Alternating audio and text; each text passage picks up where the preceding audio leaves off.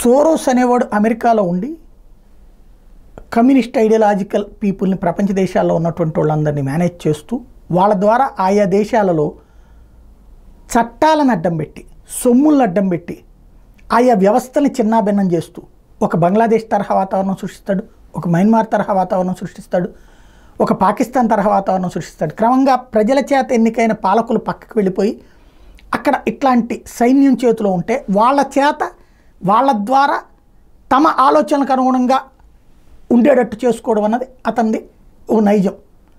Deep state gang అనేది ఇదే. వాళ్ళకి భారతదేశంలో ఇప్పుడు ప్రశాంత్ భూషణ్ లాంటి వాళ్ళు ఉపయోగపడుతున్నారు, రాహుల్ గాంధీ లాంటి వాళ్ళు ఉపయోగపడుతున్నారు. ఏ స్థాయికి ఈ సోరోస్ నడిపించేది ఎవరు? ఆయుధ మాఫియా, ఆయుధ వ్యాపారుల మాఫియా.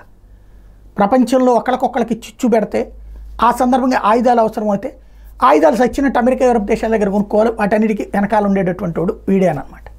ఇదంతా ఇప్పుడు ఎందుకు చెప్పాల్సి వస్తుందంటే, తాజాగా ప్రశాంత్ భూషణ్ గారు సుప్రీంకోర్టులో కేసు వేశారు. ఏంటో తెలుసా?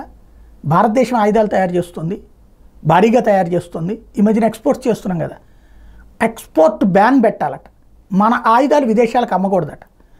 ఎందుకు అమ్మకూడదంటే ఆయా దేశాల వాళ్ళు అక్కడున్న ప్రజల మీదన వాడతారట. తద్వారా అక్కడున్న ప్రజల యొక్క హక్కులకి భంగం కలుగుతుందంట. అంటే ఇప్పుడు మన దేశంలో మన సైన్యం దగ్గర ఆయుధాలు ఉన్నాయి, విదేశాల నుండి తెప్పించుకుంటున్నాం అంటే ఆయా దేశాలు మన వాళ్ళకి అమ్మకూడదా?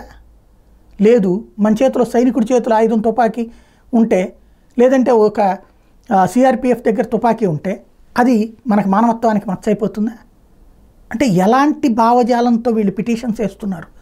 న్యాయస్థానాలను అడ్డం పెట్టి దేశ వ్యతిరేక కుట్రలు, ఇంతకుముందు రైతు ఉద్యమం పేరుతో జరిపించిన కుట్ర, ఖలిస్తానీ ఉద్యమం పేరుతో జరిగినటువంటి కుట్ర, ఇట్లాంటివన్నీ కూడా ఈ డీప్ స్టేట్ గ్యాంగ్ చేసుకొచ్చేటటువంటి దానికి సజీవ సాక్ష్యం ఇప్పుడు ఈయన వేసిన పిటిషన్.